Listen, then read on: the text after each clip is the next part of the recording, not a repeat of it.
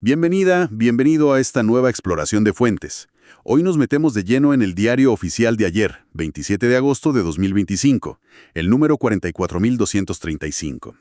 Y lo que encontramos es, bueno, un reflejo bastante interesante de cómo las decisiones, digamos administrativas y a veces eventos inesperados, se van cruzando. Vamos a ver desde ajustes en costos de salud, complejidades en obras grandes de infraestructura, hasta programas de vivienda, regulaciones financieras y, bueno, la vida interna de las empresas. Casi una radiografía de cómo se mueve el país, ¿no? Exactamente, es como una ventana, ¿viste? A cómo el Estado y también los privados responden. Responden a lo planificado, sí, pero también a lo que surge, a los imprevistos. Vamos a analizar resoluciones, decretos, cosas que suenan técnicas, pero que, bueno, al final tienen consecuencias bien directas en los servicios, en la economía, en cómo funcionan las cosas. Es mirar un poco esos mecanismos de ajuste y regulación en plena acción. Perfecto. Entremos en materia entonces. Empecemos por salud. Hay una resolución del Hospital de La Serena, la número 24245, que actualiza sus aranceles. ¿Qué significa esto en la práctica? Bueno, fundamentalmente, esta resolución lo que hace es ponerle precio, digamos, a los servicios del hospital para dos grupos de personas. Por un lado, gente que no es beneficiaria del sistema público, de la Ley 18.469, y por otro, aquellos que sí son beneficiarios, pero eligen atenderse por la modalidad de libre elección, la MLE. Esta resolución reemplaza una tabla de precios que tenían antes, del 2022, y es importante recordar que el Hospital de La Serena, como es autogestionado, tiene cierta autonomía para fijar estos valores, siempre dentro de ciertos marcos, ¿no? Como el arancel ML de FONASA y el arancel institucional, el MAI. Entiendo. Y más allá de los números, de los precios, la resolución parece que detalla también procedimientos específicos, ¿no? Como qué pasa si algo no tiene un código asignado. Así es, establece como las reglas del juego, digamos. Por ejemplo, si un servicio no está en ese arancel MLE, pero sí en el MAI, bueno, el hospital tiene que analizarlo y ponerle un valor de mercado. Y si no está en ninguno de los dos, pueden crear un código ellos mismos y fijar un precio. Eso sí, basado en un estudio de mercado. Un detalle interesante, los medicamentos de alto costo, los DAC, dice que no van a tener recargos extra para los pacientes particulares que usen este arancel. Y las prótesis, ojo, se cobran aparte, con códigos específicos. Incluso si FONASA a veces las mete dentro del costo de la prestación principal. Y bueno, llegamos a la lista de precios. Me imagino que debe ser larga. Para tener una idea del rango, ¿podemos ver algunos ejemplos? Para dimensionar. Claro, sin meternos en toda la lista, que es enorme, pero para ver la escala, mira, una consulta médica de otras especialidades, código 101300, la fijaron en 40,000 pesos. Y en el otro extremo, un examen súper complejo como un PET-CT, código 51135, se va a 1,582,080 pesos. En el medio tenés, no sé, una radiografía de tórax simple, 27,150 pesos, una mamografía bilateral, 69,270, un parto, el código 24403, tiene un valor base de 732,231 pesos, y también hay tarifas para cosas continuas, como la hemodiálisis mensual, código 19,01027, que está en 2,200,000 pesos.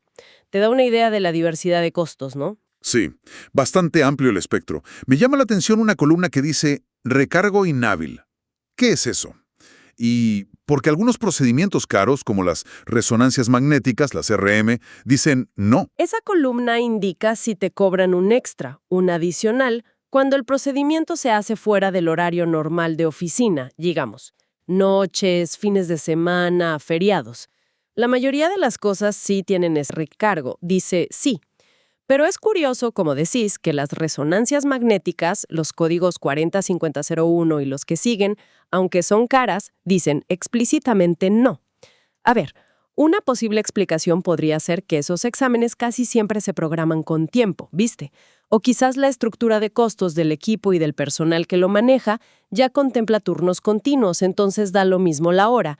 Pero sí, plantea una pregunta interesante sobre cómo administran internamente esos recursos caros en el hospital. Una dinámica interna que se refleja en los precios, claro. Bueno, de la gestión de un hospital nos vamos a la construcción de varios. Pasamos a obras públicas. Hay un decreto, el número 73, que modifica un contrato de concesión bastante grande, el de la Red de Hospitales de los Ríos y los Lagos. Afecta a los de Los Lagos, La Unión, Río Bueno y Puerto Varas.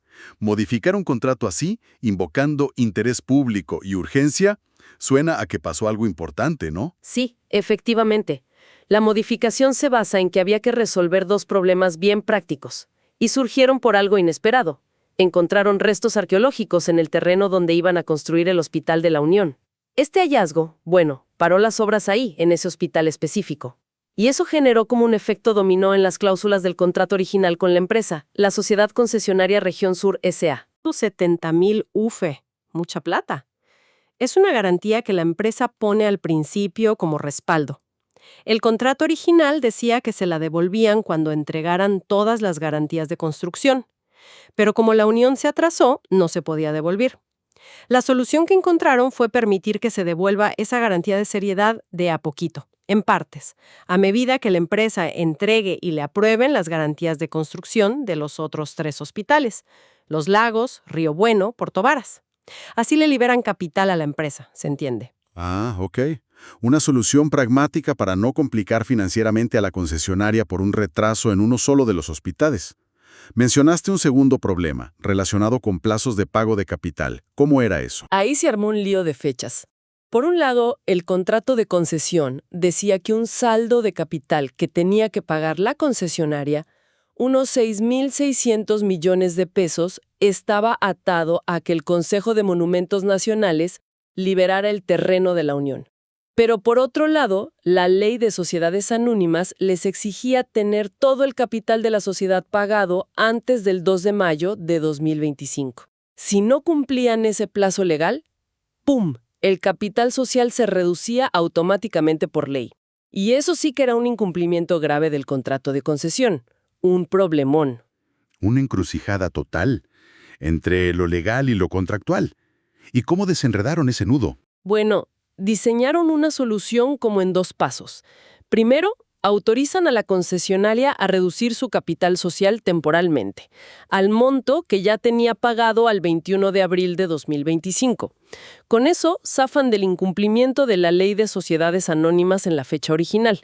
Y segundo, una vez que el Consejo de Monumentos Nacionales finalmente libere el terreno de la Unión, ahí sí obligan a la concesionaria a pedir un aumento de capital para volver al monto original comprometido, que eran como 36,000 millones. Y una vez autorizado, tiene un plazo para pagar el saldo que faltaba. ¿Qué ingeniería contractual? Requiere una coordinación súper fina entre el MOP, Salud, la empresa, que además, según dice el decreto, aceptó los cambios y renunció a reclamar por perjuicios. Muestra la complejidad de estos megaproyectos público-privados, ¿no? Y la necesidad de tener mecanismos para adaptarse cuando surgen imprevistos, como esto del hallazgo arqueológico. Precisamente, son ajustes para darle viabilidad al proyecto completo, balanceando lo que dice el contrato, lo que exige la ley y las cosas que pasan en el terreno. Es un ejemplo de gestión adaptativa, que es clave en estas iniciativas tan largas. Y esa necesidad de adaptarse a la realidad del terreno también la vemos en acciones del Ministerio de Vivienda y Urbanismo, del MIMBU. Hay un par de decretos que modifican programas de expropiación para 2 proyectos de infraestructura. Son cambios muy grandes. No parecen ser cambios radicales de trazado ni nada de eso. Son más bien ajustes, precisiones a decretos de expropiación anteriores. Es algo bastante común, ¿viste? A medida que los proyectos pasan del papel al terreno real. ¿Y cuáles son esos ajustes puntuales? El primero tiene que ver con el proyecto del tren Santiago-Batuco. Ahí lo que hacen es agregar un lote bastante grande al plan de expropiación original, el que estaba en el DS 52 de 2024. Es el lote PBP 3, en Renga. Tiene más de 10,400 metros cuadrados. Y la propiedad aparente es de SAM Logistics S.A. Con esto, la superficie total que necesitan expropiar para el tren se acerca a los 79,000 metros cuadrados. Un aumento importante en el terreno necesario para ese tren. ¿Y el segundo ajuste? El segundo es para el proyecto del desnivel Camino Parque Lantaño, allá en Chillán, modifica el DS 68 de 2024. En este caso, lo que hacen es corregir datos de 4 lotes específicos. Dicen que la corrección viene de un levantamiento topográfico más preciso que hicieron después del decreto inicial. Cambian un poquito las superficies exactas a expropiar de esos lotes. El total sube apenas a 2.392 metros cuadrados y también actualizan el nombre de una de las propietarias aparentes en uno de los roles. Detalles técnicos, sí, pero fundamentales para hacer bien las expropiaciones y no tener problemas legales después. Muestra cómo los planos se van afinando con el trabajo en terreno. Correcto. Es parte del proceso, digamos, iterativo en el desarrollo de infraestructura. También desde el MIMBU, pero en otro tema, se publicó la selección de barrios para el Programa de Recuperación de Barrios. Esto para la región de O'Higgins para el año 2025. ¿Cómo funciona esa selección? Es un proceso concursable, está todo normado. Los municipios postulan barrios que cumplen ciertos requisitos, de vulnerabilidad, de potencial de mejora, etc. Pasa por una revisión de si cumplen los requisitos básicos, después una evaluación técnica bien detallada que hace una comisión de expertos, y al final, un jurado regional mira los informes y decide qué barrios se quedan con los cupos que hay para la región. ¿Y qué pasó este año en O'Higgins? ¿Cómo les fue? Bueno, la región tenía 2 cupos asignados para 2025. Se presentaron postulaciones de 5 comunas: Mostazal, Olivar, Coltauco, Requinoa y San Vicente. Después de las evaluaciones técnicas, las que quedaron mejor punteadas fueron las de Mostazal y Olivar. Y lo interesante es que, cuando pasaron por el jurado regional, empataron. Sacaron exactamente el mismo puntaje final, 78.8 puntos. Un empate técnico en el primer lugar. ¿Qué barrios son? ¿Y qué implica esto para ellos? Los barrios que quedaron seleccionados son Padre Bernardo Retamal, en la comuna de Mostazal, que tiene unas 260 viviendas, y Loconti, en Olivar, con 382 viviendas. Como los dos lograron el puntaje y justo había 2 cupos, pues entraron ambos. Ahora lo que sigue es que la Seremi de Vivienda firme los convenios con cada municipio.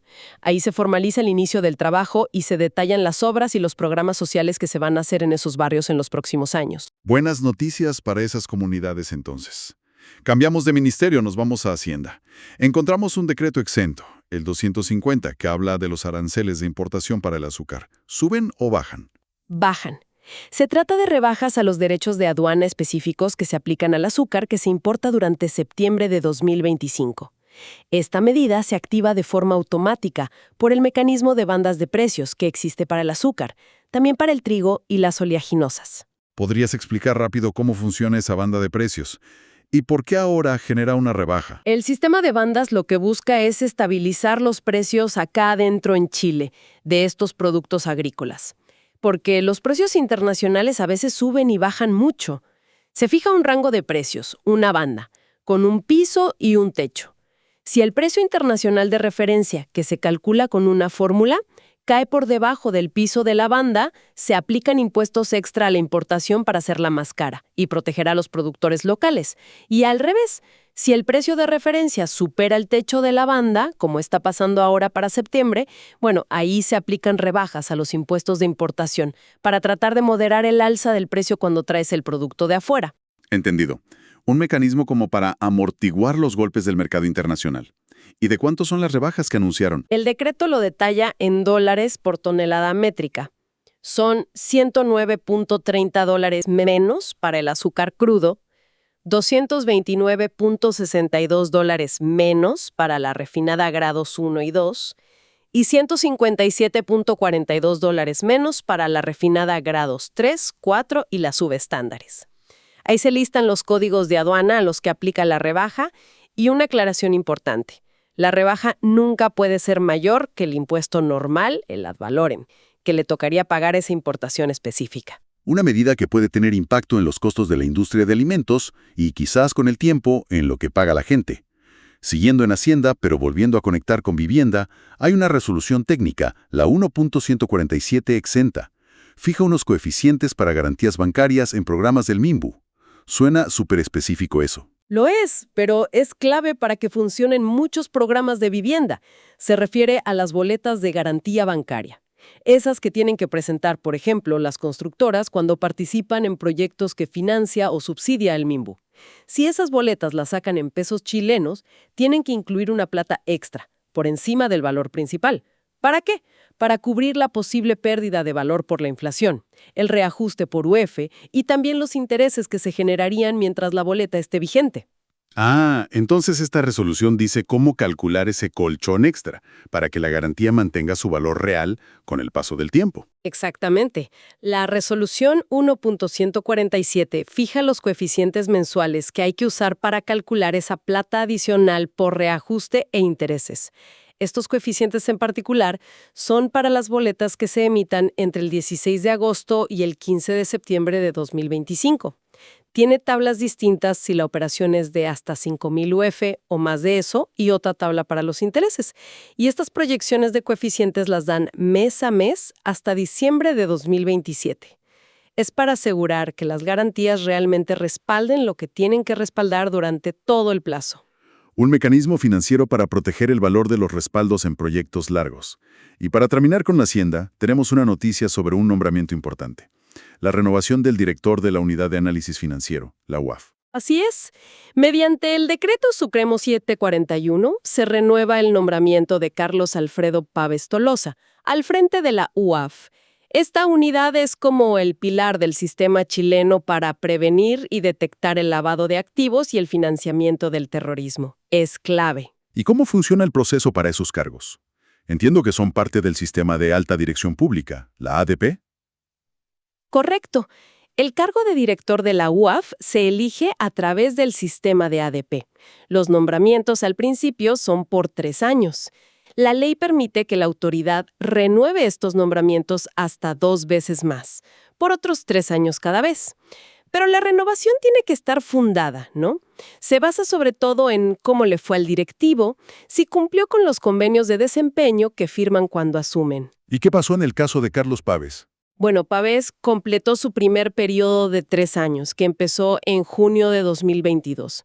Y según dice el mismo decreto, las evaluaciones de su gestión basadas en su convenio de desempeño fueron buenas, fueron positivas. Entonces se decidió renovar su nombramiento por un segundo periodo de 3 años. Hay un detalle que corrigió la Contraloría al revisar. La renovación corre desde el 14 de junio de 2025, o sea, al día siguiente que terminó el periodo anterior, y no el 13, como decía el borrador original.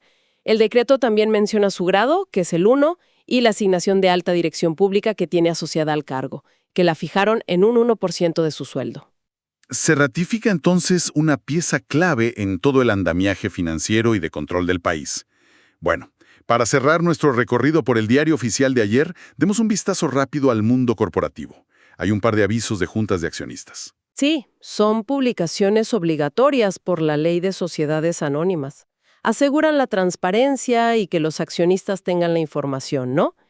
Ayer salieron 2 citaciones. ¿De qué empresas y para qué se juntan?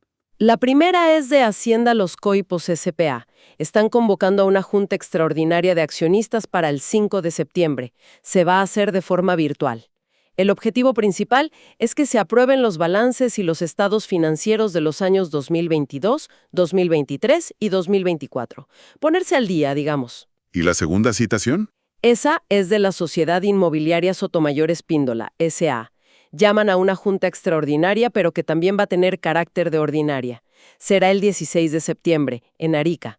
Tienen una segunda fecha el 23, por si no hay quórum en la primera. Los temas son aprobar la memoria anual y el balance del 2024, y decidir qué hacer con las utilidades que generaron ese año, cómo repartirlas. Actividad normal, digamos, de la vida interna de las empresas, pero que tiene que quedar registrada públicamente. Bueno, hemos cubierto bastante hoy, ¿eh? Desde cómo se fijan precios en un hospital regional, pasando por la complejidad para adaptar contratos gigantes de infraestructura, la selección de barrios para programas sociales, mecanismos para intentar moderar precios de importación o asegurar garantías financieras, hasta la confirmación de un directivo clave y la rutina de las sociedades. ¿Qué panorama general nos deja esta revisión? Nos muestra un mascareo como la administración pública y también la actividad privada están en un ajuste constante. Vemos esa necesidad de ser flexibles cuando aparecen imprevistos como lo del hallazgo arqueológico o las precisiones en los planos. Vemos cómo se usan herramientas regulatorias para tratar de manejar variables económicas, como el precio del azúcar o el valor del dinero en el tiempo. Y bueno, constatamos los procesos formales, los nombramientos, la transparencia corporativa. Son como las piezas, a veces muy técnicas, sí, pero que van armando el entorno en el que nos movemos todos los días. Una visión clara de esos mecanismos funcionando. Y retomando eso de la complejidad de los ajustes en contratos, como el de los hospitales de los ríos Los Lagos, esa necesidad de renegociar por imprevistos, como un hallazgo arqueológico, o por choques entre plazos del contrato y plazos legales, me deja pensando algo. ¿Están los modelos actuales de concesión, estos contratos público-privados tan largos en Chile, diseñados con suficiente resiliencia, con suficiente capacidad de adaptarse? No solo a los imprevistos de ahora, sino a desafíos futuros que podrían ser mayores, más inciertos. Pienso en cosas como el cambio climático o las disrupciones tecnológicas que son cada vez más rápidas. Es algo para darle una vuelta, ¿no? Con eso cerramos nuestra exploración de hoy. Gracias por acompañarnos.